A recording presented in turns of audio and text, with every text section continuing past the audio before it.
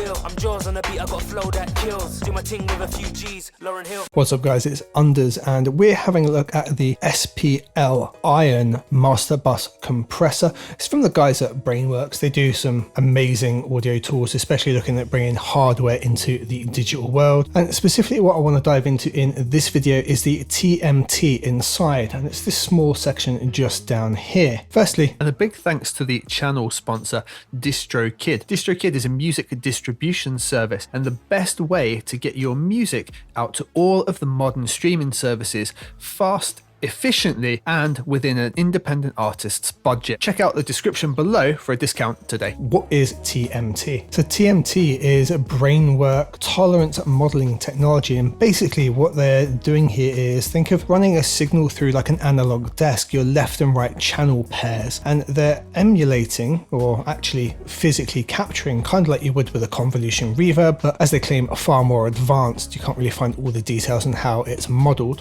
So you've got the feel of those actual channels of, you know, digital audio running through a desk, and they've done multiples. They've got various versions of the SSL. I actually used the Neve one from them, and they've integrated this into Iron, so as if it's running from your sort of master bus or an out of two kinds. And they don't tell you what channels they've chosen here, but you've got a set of pairs essentially, and they do pretty significantly change the feel of what's going on here. First things first, we've got stereo mode. Okay, this little A one here, most of the time that's what we're going to want. Most of the time, say you're putting a mono signal through, perhaps you're not going to want to split it up. You might want to do some phantom stereoing though, and it gives you that option. Switch it off, we can see that both the left and right channel just go to 909, and if we switch it back on, we've got 9 and then 10, and they always work in these pairs. Our little blue arrows next to us just let us cycle through them as such, look, but we can never mix it up. So we've say got 7 and 11 for example, always going sequentially in pairs. Even if we do random channel, 14 and 15 comes up to us. This means that we can actually place Iron on multiple things. We could perhaps put it on all of our buses,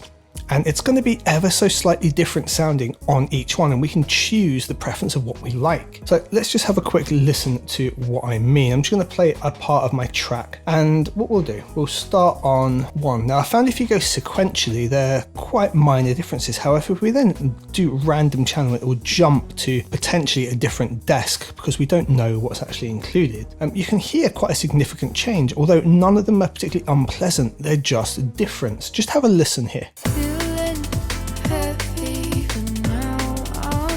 So 1 and 2 being the default, probably the cleanest. Iron's compressing sort of a maximum about 3 dB at the moment. That's just how I've set it. It's on Geranium, which I just found to be the cleanest, nicest sound. So check this out.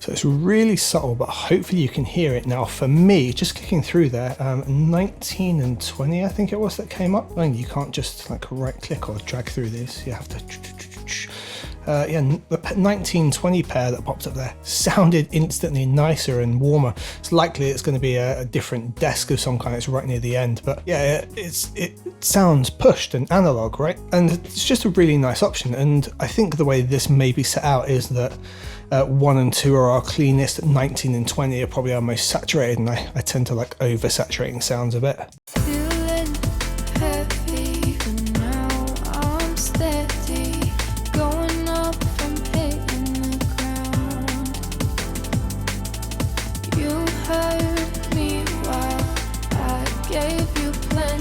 Yeah, and it was just cleaner there. So yeah, I much like that. Now, the harder you push the compressor, the more it goes into these channels. And what we can do here is if we go to both 19, we can really hear a difference when we jump between them. And I'm going to push the threshold up a bit so it compresses a little bit harder for us. Feeling heavy, but now I'm steady. Going up from hitting the ground. You heard me while I gave you plenty of love and time, but I started to drown. And I think it's interesting to note the extra stereo width we're getting there when you consider most of the time. We consider most of the time that you're using, say, a compressor that is the same on both the left and right channels. The fact you can get that extra spread and extra feel, but still have your complete mono compatibility with basically having the left and right be ever so slightly differently treated. Hope that's been a nice little insight into what the MTM can do for you on the Iron compressor. And I look forward to seeing you guys in the next video. Feeling heavy, but now I'm steady. Going up from hitting the ground. You heard me while I gave you plenty of love and time.